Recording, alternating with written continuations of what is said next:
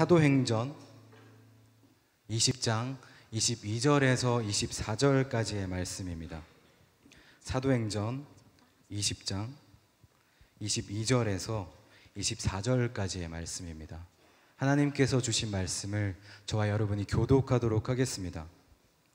그리고 지금 나는 성령의 강권하심 가운데 예루살렘에 가려고 합니다. 그곳에서 내가 무슨 일을 당할지는 알 수 없습니다. 내가 아는 것은 어떤 도시에 가든지 감옥과 고난이 나를 기다리고 있을 것을 성령께서 내게 증언해 주실 뿐입니다. 함께 읽겠습니다. 그러나 나는 내가 달려갈 길과 주 예수께서 내게 주신 사명, 곧 하나님의 은혜의 복음을 증언하는 사명을 다 완성하기 위해서라면 내 생명을 조금도 귀한 것으로 여기지 않습니다. 아멘. 네, 기도하겠습니다. 하나님 아버지, 오늘도 열심히 준비했지만 이길탕 목사의 좋은 말 대잔치에 지나지 아니하고 제가 준비한 말씀 가운데, 우리 청년들의 말씀 가운데 주님의 음성이 들려지는 시간 될 수 있도록 이 시간 성령 하나님의 강권하심이 모든 예배자들 가운데 임하게 하여 주옵소서. 예수님의 이름으로 기도하옵나이다. 아멘. 죽음의 수용소라는 책으로 유명한 빅터 프랭클린이라고 하는 심리학자가 있습니다.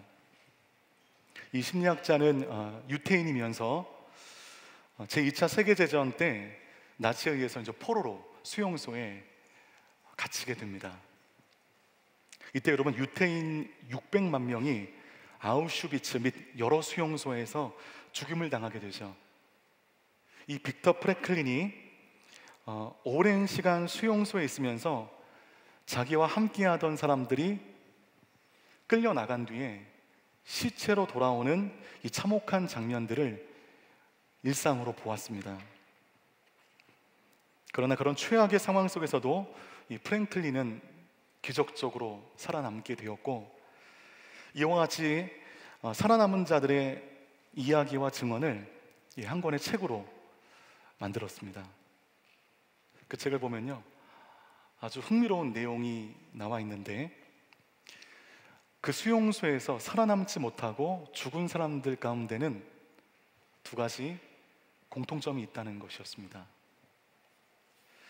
죽은 자들의 공통점, 첫 번째, 이 전쟁은 빨리 끝날 것이다, 나는 살아남을 것이다 라고 근거 없이 긍정한 사람들은 되게 죽었다는 것입니다. 우리는 보통 이 절망적인 상황에 긍정적인 마음을 가지고 있으면 그 절망적인 상황을 이기게 하는 힘이 그 긍정 가운데 있다고는 보통 믿고, 그래서 어려운 현실 가운데 이 긍정적인 마음을 품기 위해서 되게 노력하는데, 그런데 여러분, 이런 근거 없는 긍정에는 아주 치명적인 함정이 있다는 것입니다. 이 프랭클린이 보건대 근거 없는 긍정론자들의 그 긍정은 내 옆에 함께하던 사람들이 시신이 되어서 버려지는 것을 보는 순간 산산조각 나 버리더라는 것입니다. 그 근거가 없는 긍정이기 때문에 쉽게 산산조각 난다는 것입니다. 막연한 긍정은 잠깐의 힘은 줄 수 있겠지만, 그 막연한 긍정은 내 계획대로 되지 않은 현실을 목도하는 순간 산산이 깨어져 버릴 가능성이 매우 높다는 것입니다. 죽은 자들의 공통점 또 한 가지, 두 번째는요, 반대로 여러분 인생의 비관론자들도 되게 죽었다는 것입니다. 나는 죽었다, 나는 여기까지다, 이렇게 말하는 사람은 대개 이 눈동자에 힘이 풀려 있고요, 이런 사람들을 독일군들이 기가 막히게 제일 먼저 찾아내더라는 것입니다. 그런 사람들을 가스실에 집어넣는 것은 양심에 별 가책이 없거든요. 마치 짐승을 죽이는 것처럼. 그러면 누가 끝까지 살아남았는가? 빅터 프랭클린은 다음과 같이 말합니다. 살아야 할 이유와 목적이 뚜렷한 사람이 끝까지 살아남았다. 나는 지금 수용소에 있습니다. 언제 풀려날지 모르고요. 이 전쟁이 언제 끝날지도 모릅니다. 그리고 내 주위의 사람들은 매일매일 밖으로 나가서 시체가 되어서 돌아옵니다. 이런 최악의 상황 속에서도 살아야 할 이유가 뚜렷한 사람들은 어떻게 해서든지 살아남더라는 것입니다. 그런 사람들은 대개 눈빛이 살아있고요, 독일군들이 쉽게 그 눈빛이 살아있는 그 사람들을 지목하지 못하더라는 것입니다. 양심의 가책이라고 하는 이 정서적인 부담을 딛고 사람을 죽여야 하는 이 독일군들에게 눈빛이 살아있는 사람들을 지목하여 가스실에 보내는 것은 여간 큰 부담이 아니었다는 것입니다. 바로 이런 사람들이 끝까지 살아남아서 비극적인 역사의 증인이 되었다는 것입니다. 빅터 프랭클린이요, 이 참혹한 죽음의 현장에서 살아남아 죄송합니다. 살아남은 기억을 가지고 한 가지 심리학적인 치료 방법을 고안해냈는데, 의미 테라피라고 합니다. 의미가 있다 없다 할 때 의미 테라피를 고안해내게 됩니다. 사람이 이 몸이 건강하다고 해서, 그리고 삶이 풍족하다고 해서 오래 문제없이 사는 게 아니라는 것입니다. 누가 끝까지 그 인생을 견뎌내는가, 누가 끝까지 살아남는가, 자기 삶의 의미를 아는 사람, 이 의미를 발견해내는 것으로 어떤 사람들을 치료하기 시작하니 정말 그 육신과 정서와 영혼이 치료가 되더라는 것입니다. 의미 테라피. 여러분, 이것을 기독교적으로 말하면 하나님의 부르심과 하나님의 소명을 아는 사람들은 환난과 결박이 내 앞에 있다 할지라도 끝까지 살아내더라는 것입니다. 부르심과 소명을 확인하는 것만으로 내 인생의, 내 영혼의 치료가 가능하다는 것입니다. 그렇다면 여러분, 기독교인들이면 모두나가 다 알고 있는 소명의 정의가 무엇입니까? 내 삶을 통해서 세상에 나를 보내신 하나님의 거룩한 가치를 드러내는 삶, 이것을 우리는 보통 소명이라고 말하고요, 소명의 유무에 따라 앞으로 살아가는 모든 삶의 모습들이 완전히 달라진다는 것입니다. 여러분, 저와 여러분들의 인생은 이 역사가 시작되기 아주 오래전에, 만세 전에 이미 하나님으로부터 택정함을 받았다는 것을 여러분 믿으십니까? 더욱이 하나님은 우리처럼 실수가 없으시기 때문에 우리의 인생은 우연히 실수로 시작된 인생이 아닙니다. 주로 인한 완전한 계획 안에 있다는 것입니다. 우리가 믿던 믿지 않던 상관없이 내가 지금 겪고 있는 이 원망스럽기 짝이 없는 이 삶도 모두 하나님의 선하신 계획 안에 있는 겁니다. 영화를 보면 출발이 있고요, 그리고 위기가 있고요, 그리고 클라이막스가 있는 것처럼 내 삶에 지독하게 어려운 순간들이 있지만 거기서 끝나지 않고 내 삶은 주 안에서 회복된 채로 다시 살아갈 수 있다는 것, 바로 그것을 오늘 사도 바울의 삶이 우리에게 보여주고 있습니다. 사도행전 20장 22절 말씀 함께 읽겠습니다. 시작. 그리고 지금 나는 성령의 강권하심 가운데 예루살렘에 가려고 합니다. 그곳에서 내가 무슨 일을 당할는지 알 수 없습니다. 지금 사도 바울은 현재 3차 전도 여행 중에 있습니다.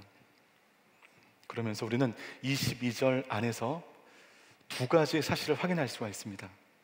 첫 번째는 앞으로의 사도 바울의 행선지입니다. 22절 말씀 보시면 지금 사도 바울 어디로 가고자 합니까? 그 다음 행선지가 어딘가요? 예루살렘입니다. 그런데 여러분, 예루살렘으로 가는 길이 성령의 강권하심 가운데라고 되어 있습니다. 그러니 사도 바울이 예루살렘으로 올라가려고 하는 것은요, 사도 바울의 계획이 아닙니다. 사실 사도 바울은요, 로마를 거쳐서 궁극적으로 스페인으로 가고 싶었습니다. 그것은 자기의 계획이었습니다. 그런데 성령의 강권하심으로 지금 사도 바울은 계획이 크게 없었던 예루살렘으로 가고 있는 것입니다. 어쨌든 여러분, 사도행전 20장에서는 3차 전도 여행을 마무리하면서 이제 예루살렘으로 사도 바울이 올라가는데, 이 길은 성령님의 강권하심으로 가는 길이라고 되어 있습니다. 자, 첫 번째, 사도 바울의 다음 행선지는 예루살렘이다. 첫 번째 한 가지가 드러났고요. 두 번째는 그 길을 가는데, 그 예루살렘으로 올라가는 그 길을 가는데 무엇이 자기를 기다리고 있는지가 드러납니다. 우리 23절 말씀 함께 읽겠습니다. 시작. 오직 내가 아는 것은 어떤 도시에 가든지 감옥이 고난이 나를 기다리고 있을 것을 성령께서 내게 증언해 주실 뿐입니다. 어떤 도시를 가든지 감옥과 고난이 나를 기다리고 있다. 이걸 누가 얘기했냐면요, 성령님이 말씀하신 겁니다. 즉, 감옥과 고난을요, 피할래야 피할 수 없다는 것입니다. 근데 왜 이런 걸 알려주실까요? 좋은 것도 아닌데. 사실 여러분, 누가 이런 길 가고 싶겠습니까? 불행과 고생이 내 앞에 있다는 것을 빤히 알면요, 그게 가고 싶지 않은 겁니다. 저는 사역자의 길을 헌신하면서 막 피 흘리는 십자가의 길, 희생의 길, 헌신의 길 이상하지 않았어요. 제가 가는 길마다 막 화려한 막 부흥이 막 있고, 청년들이 막 열광하고 성도님들이 칭찬하고 하는 줄 알았습니다. 그런데 여러분, 제 길지 않은 제 사역의 길은 늘 치열한 내면의 전쟁이었고, 환경과의 싸움이었고, 사람과의 갈등의 연속이었습니다. 사람과의 갈등이 별로 없을 것 같잖아요. 갈등 되게 많아요. 저도 환경이 주는 어려움들이 있습니다. 티를 내지 않을 뿐이죠. 저는 여러분에게 티를 못 내요. 아내에게만 티를 내죠. 여러분들은 저의 아주 잘 정돈된 모습들만 되게 봅니다. 저의 이 길지 않은 사역의 길이 늘 그랬습니다. 바울은 감옥과 고난이 그를 기다리고 있다는 것을 지금 성령님께서 명확하게 말씀해 주신 거예요. 누가 이런 길을 가고 싶겠습니까? 그러니 여러분, 하나님께서 명하신 길을 걷는다고 해서 막 꽃가루가 막 날리고 비단길이 물론 그럴 때도 있지만 되게 그러지 않아요. 이제 여러분, 이제 순장으로 처음 되신 분들, 여러분들이 순장되면 막 말씀에 분이 있을 것 같고, 막 수선들이 다 깨 부셔질 것 같고, 새로운 사람이 될 것 같고, 그것으로 알고 시작하셨잖아요. 3번 정도 순모임 하니까 어떠십니까? 그게 아닌 걸 이제 서서히 알고 있습니다. 보게 됩니다. 이게 만만치 않구나.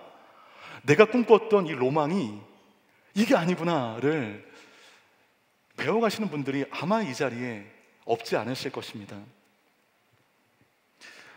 우리가 늘 여기서 이제 신앙적인 오해가 생기는 겁니다.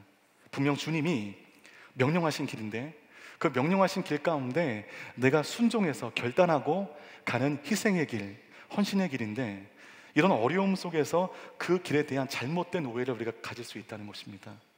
페이스북에 친구 맺기가 되어 있는 한 목사님을 알고 있는데, 이 사모님께서 수개월 전에 너무 불행하게도 암으로 세상을 떠나셨습니다. 고생만 하시다가 암으로 세상을 떠나셨는데, 그 사모님의 회복을 위해 기도하던 그분을 아는 모든 분들은 정말 진심으로 안타까워하면서 목사님을 위로했습니다.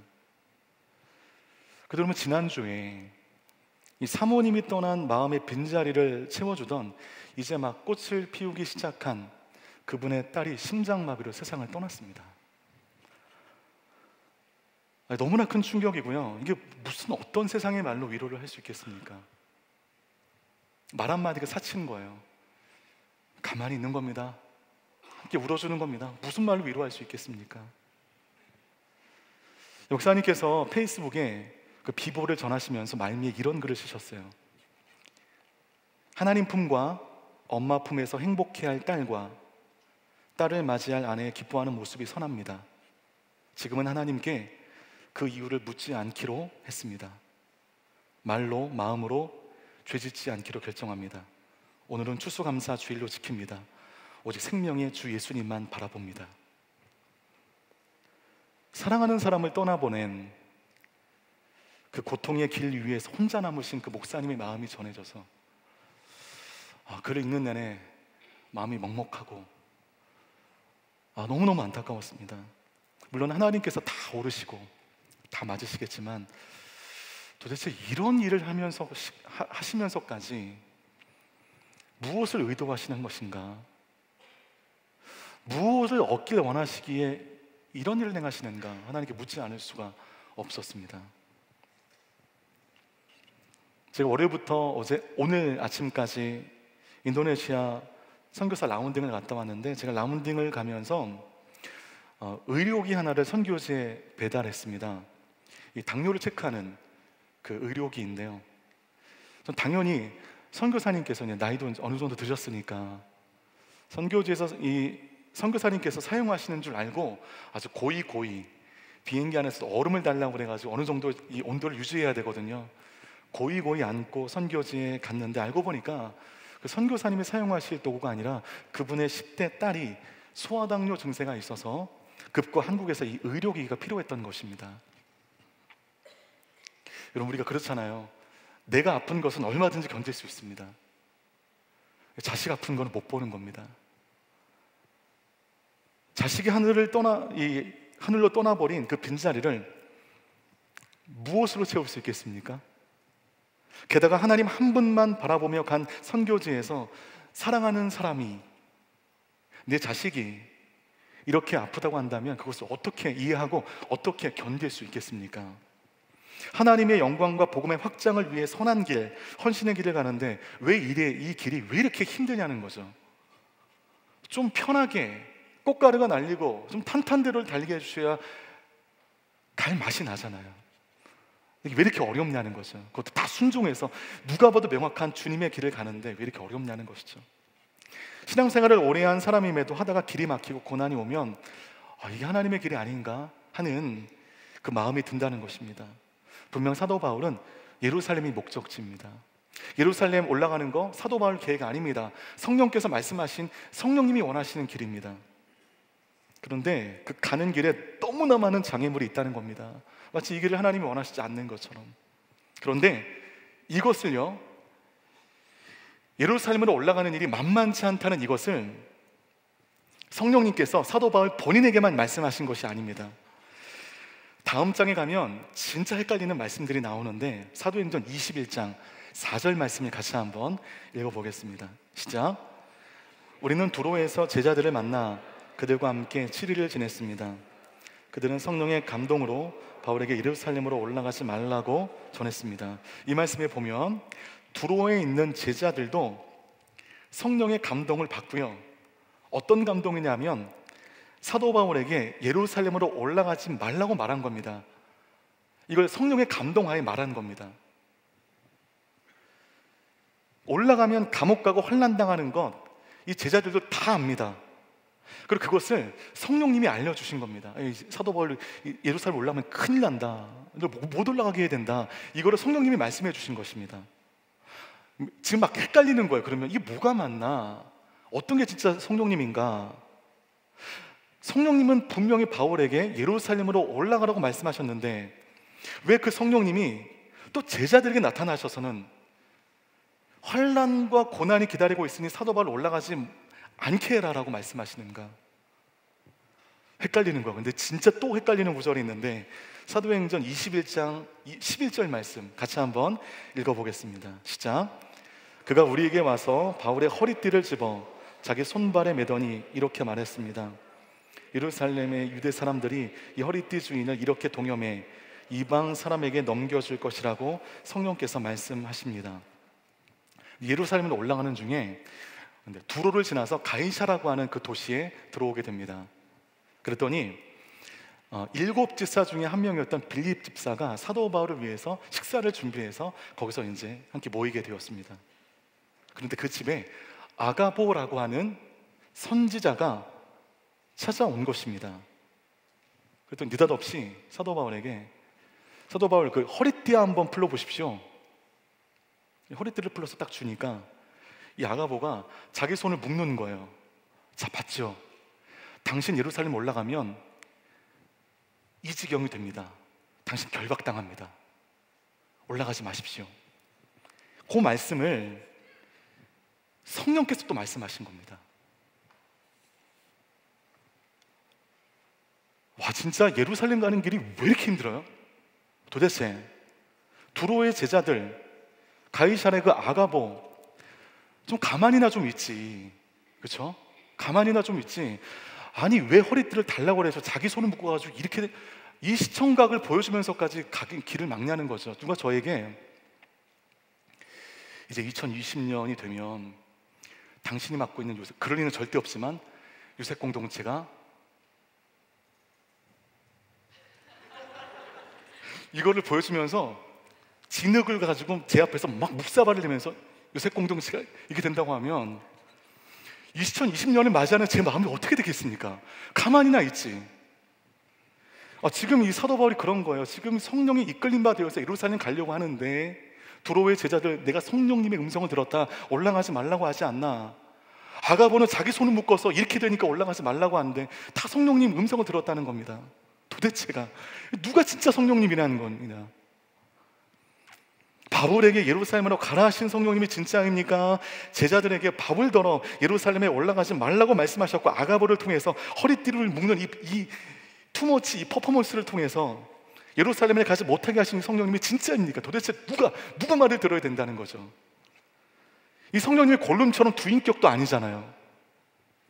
모두 예수 믿는 사람들이고 성령의 감동을 제대로 받았던 사람입니다. 음성을 들을 수 있는 사람들이었습니다. 근데 왜 이렇게 다르냐는 거죠. 그럼 우리가 어떻게 해석을 해야 되는 것이냐는 거죠. 그 혼란함 속에 사도 바울이 이렇게 대답합니다. 우리 24절 말씀, 참 유명한 말씀이죠. 같이 우리 힘있게 합독하도록 하겠습니다. 시작.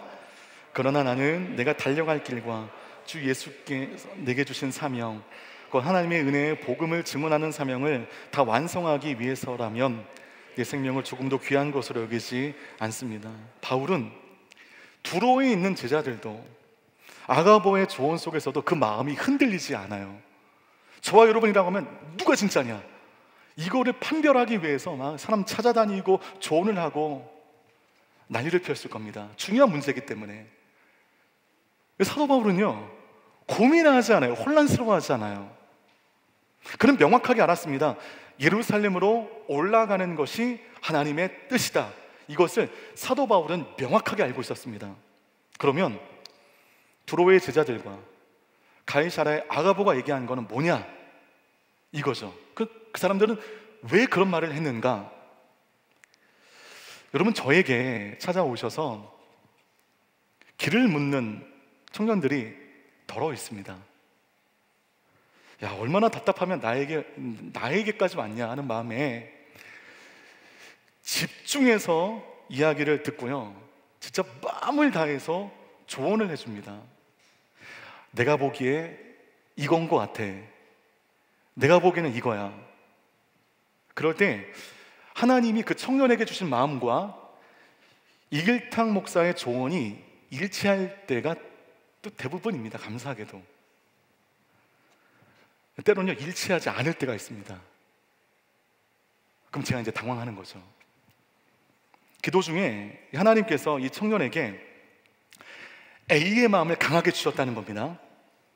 근데 이길탕 목사는 그것도 알지 못하고 B라고 얘기한 겁니다. 그럼 누가 맞을까요? 당연히 성령님이 맞으시죠. 제가 맞겠습니까?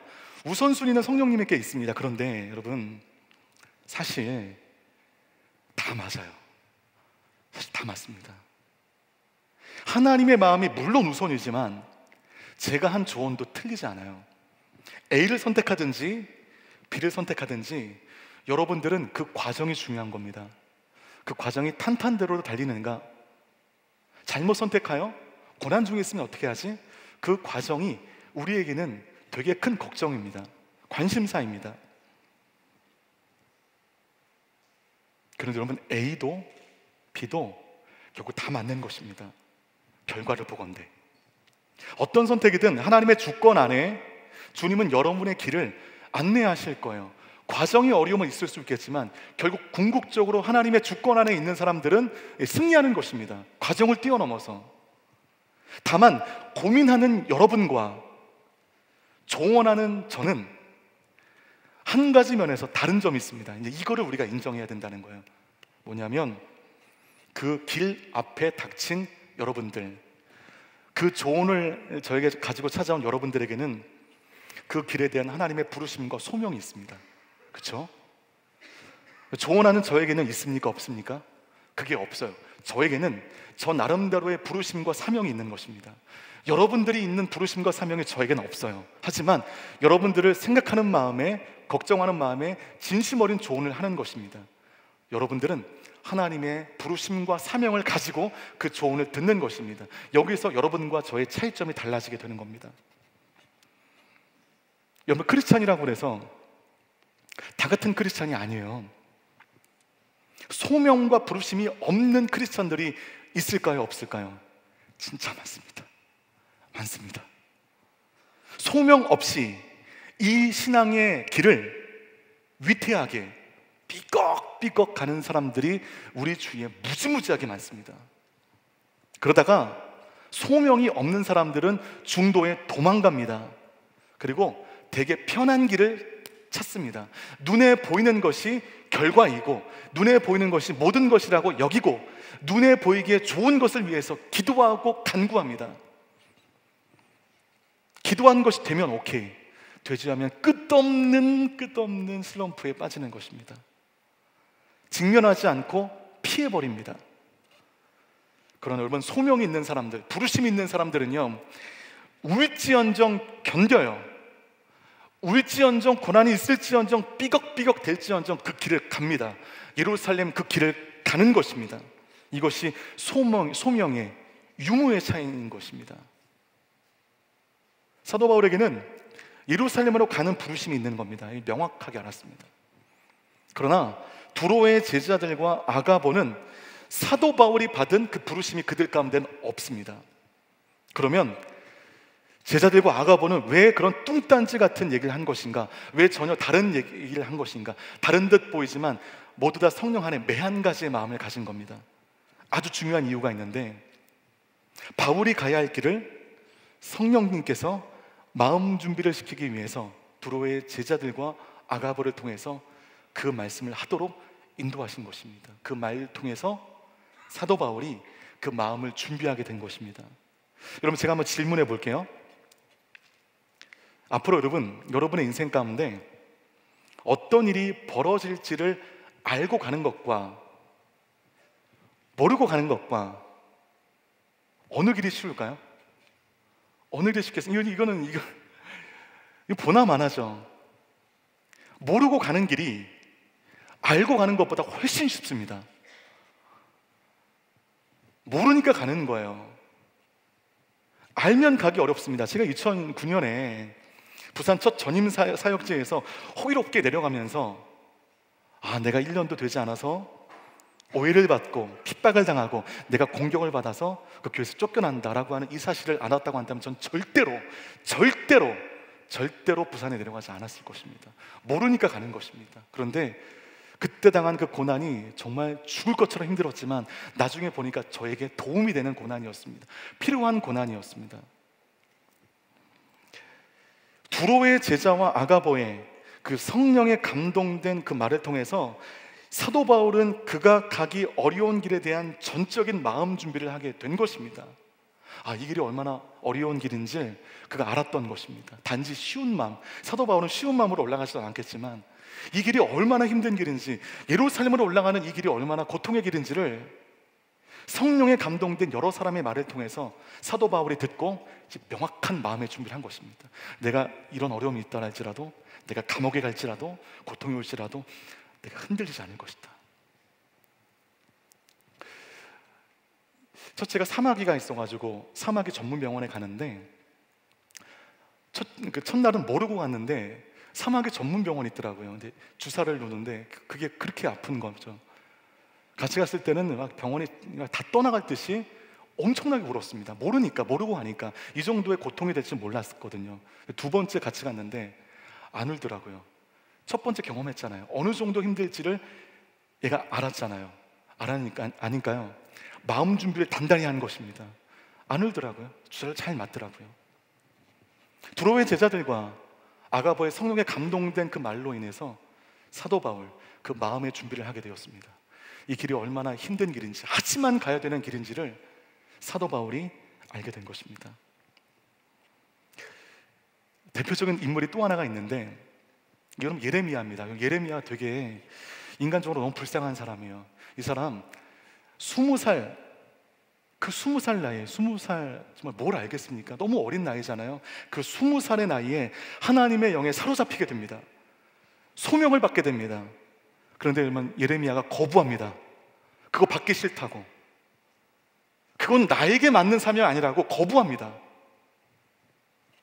하나님의 부르심 앞에 반항했습니다. 이게 얼마나 어려운 길인지를 알기 때문에 반항한 거죠. 그런데 하나님의 강권하심에 그가 울면서 떠밀듯 그 길을 갑니다. 그래서 그 별명이 무슨 선지자예요? 눈물의 선지자인 겁니다. 가고 싶지 않은데 가야 하니까 떠밀려서 울면서 가는 이 선지자였습니다. 왜 눈물이 날까? 여러분 왜 눈물이 나십니까? 안 가기로 결정하면 울 일도 없잖아요. 완전히 포기해버리면 울 일도 없습니다. 가기 싫은데, 정말 피하고 싶은데, 걸어가면 그 앞에 어떤 일이 벌어질지 뻔히 아는데 그 길을 가야 하니까 눈물이 나는 것입니다. 앞에서 말한 여러분 빅터 프랭클린이 자기가 그 포로 수용소에서 살아남게 된 이유에 대해서 말할 때 믿음과 용기와 소망을 가지고 그 시간을 버텼습니다 라고 말하지 않았습니다. 뭐라고 얘기했냐면 뜻밖의 얘기를 하는데 매일매일 눈물과 한숨뿐이었습니다 라고 말하고 있습니다. 왜 눈물을 흘리고 왜 한숨을 쉬었을까요? 여러분 그가 거기서 생을 포기해버렸다고 한다면 울 일도 없는 것입니다. 포기해버린 사람이 뭐가 울겠어요? 그런데 여러분 이 생의 끈을 놓을 수가 없으니, 이 살아야 할 이 삶을 포기할 수 없으니 어떻게든 살아서 이 수용소를 나가야겠다고 생각하니 그는 매일매일 눈물과 한숨으로 그 시간을 견뎠다는 것입니다. 그 삶을 향한 강력한 의지와 살아야 할 이유에 대한 확신이 빅터 프랭클린 그를 그 엄혹한 포로 수용소에서 살겠다는 것입니다. 성령께서 여러 사람을 통하여 그 길이 얼마나 어려운 길인지를 알게 해주심으로 예루살렘으로 나아가는 그 길을 준비시키신 것입니다. 준비가 되지 않았다면 계속된 어려움 속에 마음이 흔들릴 수가 있었을 텐데, 하나님 원망할 수도 있었을 텐데, 이러한 사전 준비를 통해서 사도 바울은 예루살렘으로 올라가는 이 길을 철저하게 준비하게 된 것입니다. 그러므로 그는 끝까지 흔들리지 않게 된 것입니다. 눈물이 있을 수 있으나 그러나 포기되지 않는 길로 그는 울며 나가게 된 것입니다. 그래서 여러분 하나님의 사람들이 이 신앙의 인생을 살아가는데 눈물이 없을 수 없습니다. 우리가 울 때가 있습니다. 요즘 눈물 많이 나시죠? 예수님도요, 복음서 보니까 예수님도 많이 우셨어요. 십자가를 지기로 결정한 그 순간 예수님도 우셨습니다. 아니요, 통곡하셨습니다. 더 나아가 제자들에게 약한 모습 보이셨습니다. 내가 근심으로 죽게 되었다. 내가 MC들한테 내가 요셉 때문에 요새 내가 죽겠다, 내 기도가 안 된다, 이걸 리더로서 하지 말아야 할 행동이거든요. 예수님 그러셨어요. 얼마나 마음이 힘든지 제자들에게 내가 죽게 되었다 통곡하셨습니다. 예수님의 십자가의 길은 희열과 기쁨과 환희의 시간이 아니었고요, 눈물과 탄식과 고통의 시간들이었습니다. 그 길을 가야 했기에, 그것이 그분의 사명이었기에, 피할 수 없었기에 그분도 우셨습니다. 통곡하셨습니다. 때문에 믿는 우리 또한 울지 않을 수 없는 것이 우리 앞에 놓인 인생을 마주하는 우리의 연약한 모습일 수 있습니다. 우는 거 믿음 없는 거 아닙니다. 울 때는 우셔야죠. 사도 바울이 이 길을 가지 않기로 했다면 울 일도 없을 것입니다. 이렇듯 힘들 것도 없을 것입니다. 그러나 그들은 울면서 말씀을 가르치고, 울면서 작별하고, 울면서 예루살렘으로 올라갑니다. 그 눈물은요, 여러분, 좌절과 절망의 눈물이 아닌 거예요. 포기할 수 없기에 이 인간의 연약함에 잇대어 흘리는 눈물입니다. 그래서 여러분들이 우시는 거는 괜찮아요. 괜찮습니다. 우는 거 보면 가서 기도해 드릴게요. 미력이지만. 그런데 여러분, 이제 여러분 흘리는 그 눈물의 성분을 좀 바꾸셔야 돼요. 여러분이 요즘 흘리는 눈물의 성분이 아직도 소금기 가득한 한탄과 절망이라고 한다면 그거 안 됩니다. 그 눈물은 여러분을 바꿀 수 없습니다. 그 눈물은 여러분 영혼에 도움이 하나도 안 돼요. 그러나 포기할 수 없지만 그래도 가야 했기에, 그래도 견뎌야 함을 알기에 그 길 끝에 오열하고 통곡하는 그 눈물은 하나님 앞에 고귀한 눈물입니다. 요한계시록 21장 4절 말씀 같이 한번 볼까요? 함께 읽겠습니다. 시작. 그들의 눈에서 모든 눈물을 닦아주실 것이며 더 이상 죽음이 없고 다시는 슬픔이나 우는 것이나 아픈 것이 없을 것이다. 이는 처음 것들이 지나갔기 때문이다. 궁극적 위로입니다. 우리의 모든 눈물을 닦아주시고 슬픔이나 우는 것이 없습니다. 우리가 흘리는 눈물은 영원한 눈물이 아니고요, 좌절과 한숨, 고통의 눈물이 아니고요, 반드시 마지막 날 우리의 눈물을 주께서 닦아주신다는 것입니다. 피할 수 없는 사명의 길을 가는 끝에 흘리는 그 고귀한 눈물, 그 가슴 아픈 눈물들, 그 눈물, 주님이 여러분의 그 눈물을 닦아주실 날이 온다는 것입니다. 여러분이 그래야 가야 할 길을 가며 흘리는 눈물에는 이처럼 위로가 있습니다. 살아내야 하기에, 버텨내야 하기에 흘리는 눈물에는 하나님의 갚아주심이 있습니다. 오늘 아침에 돌아오느라고 되게 피곤한데 일주일간 되게 은혜였어요. 작년 네팔 FA 라운딩 때 주셨던 은혜가 있었기 때문에 기대하고 왔는데 역시나 선교제에는 은혜가 있고 감동이 있습니다. 여러분들이 우리 요셉 선교사가 거기에 파송돼 있잖아요. 기도 많이 해주셔서 역대 이렇게 조직력이 좋은, 이렇게 스트레스가 없는 팀이 있었나 싶을 정도로 그 5명이 너무너무 잘 지내고 있습니다. 물론 다 인간들이 완전하지 않기 때문에 사사로운 그런 것들이 있지만 그런 것을 통해서 지금 성장하는 것을 일주일 동안 보고 돌아왔습니다. 너무너무 즐거운 시간들이었습니다. 한 명 한 명 상담을 하는데 그 안에 이제 마음이 드러나는데 이제 거의 반 정도가 왔거든요. 반 정도가 남았는데 이제까지 반의 시간을 돌아보니까 하나님 앞에 한 게 없다는 겁니다. 학교 가고 공동체 활동하고 예수님의 옛자도 꺼내지 못하니까 그냥 간식 먹고 얘기하고 이렇게 하다가 F의 반이 지나갔다는 것입니다. 그러면서 굉장히 힘들어하는 거예요. 내가 뭔가 하나님께 해야 되는데, 내가 뭔가 복음을 위해서 해야 되는데. 그런 그들의 이 주님을 향한 안타까운 마음들이 2번 예배하고 왔는데 그 예배하면서 눈물로 나타나더라고요. 예배드리고 기도하면서 하나님을 향해 빚진 마음, 뭔가 좀 해드리고 싶은데 해드릴 수 없는 상황 속에 아픈 마음 함께 통곡하면서 예배를 드렸습니다. 바로 이 눈물, 여러분, 이 눈물.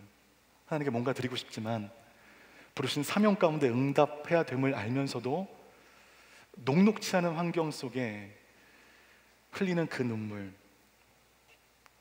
그 눈물이 정체되어 있는 나를 바꾸고 세상을 바꾸는 것입니다. 여러분의 눈물이 한탄과 좌절과 낙심의 눈물이 아닌 가야 함을 알기에 흘리는 눈물이라면, 하나님께 빚진 마음이 흘리는 눈물이라면 그 눈물은 우리 하나님 앞에 아름다운 예배가 되는 줄 믿습니다. 결국 하나님께서는요, 성령님을 통해서 사도 바울을 준비시키기 위하여 이 길을 알게 해주셨습니다. 이 길이 얼마나 힘든 길인지를 알게 해주셨습니다. 바울은 그 길이 만만치 않은 길임을 알게 되었고요, 그 마음의 준비를 단단히 하게 됩니다. 알면서도 피하지 않는 걸음을 통하여 바울은 오히려 고난을 이기는 힘을 주로부터 제공받게 된 것입니다. 여러분, 예루살렘으로 가는 길, 이 길은요, 지금 여러분들에게는 어떤 길인가? 하루에도 막 12번도 관두고 싶은 그 직장의 그 부서의 계단을 오르는 그 계단이 사도 바울에게는 예루살렘을 가는 길일 수 있습니다. 다친, 전혀 사랑이 없고 행복이 없는 그 가정의 문고리를 열어야 하는 것과도 같습니다. 감동도 없고 기대감도 없는 이 예배당 정문으로 올라오는 그 계단일 수 있습니다. 그토록 고통과 고생의 길이 예루살렘으로 가는 길입니다. 여러분, 포기하면 안 됩니다. 그럼에도 여러분 가야 돼요. 가야 됩니다. 왜냐하면 나에게는 그곳을 지켜야 하는, 그곳을 가야 하는 하나님의 부르심, 소명이 나에게 있기 때문입니다. 그것은 제가 여러분을 대신할 수 없습니다. 그 누구도 대신할 수 없습니다. 여러분만이 하실 수 있는 것입니다. 그 소명이 있기 때문에 눈물을 흘리고 썩어버린 가슴 부여잡지만 그래도 통곡하며 가는 것입니다. 그 길 끝에 우리 하나님의 완전한 위로가 있을 줄 믿습니다. 주님의 어루만지심이 상한 여러분의 마음 가운데 있게 될 줄 믿습니다. 우리 그 마음으로 함께 기도하며 나가는데, 우리 이렇게 기도해야 될 것 같아요. 주님, 울더라도 가게 하소서. 감정적 동요로 나를 동정하지 아니하고 더 이상, 그럼에도 불구하고 가야 할 길, 살아야 하는 인생, 견뎌야 하는 시간 속에서 우리 모두가 울더라도 뿌리는 인생이 되게 하여 주옵소서. 지금 울어야 할 일이 너무너무 많은데 이 일로 인하여 더 이상 울지 않고 사도 바울이 오늘 고난의 예루살렘으로 가고 있는 것처럼 어려운 현실 속에 믿음으로 분연히 일어나는 우리 모두가 되게 하여 주시옵소서. 기도하기 원하시는 분들, 그 자리에 일어나 나의 삶의 고통과 눈물을 하시는 주 앞에, 내 마음의 무너짐을 하시는 주 앞에 나를 연출하지 아니하고 나아갈 때 하나님은 우리의 눈물의 성부를 바꿔주실 줄 믿습니다. 함께 주님의 이름 부르며 기도하며 나가겠습니다.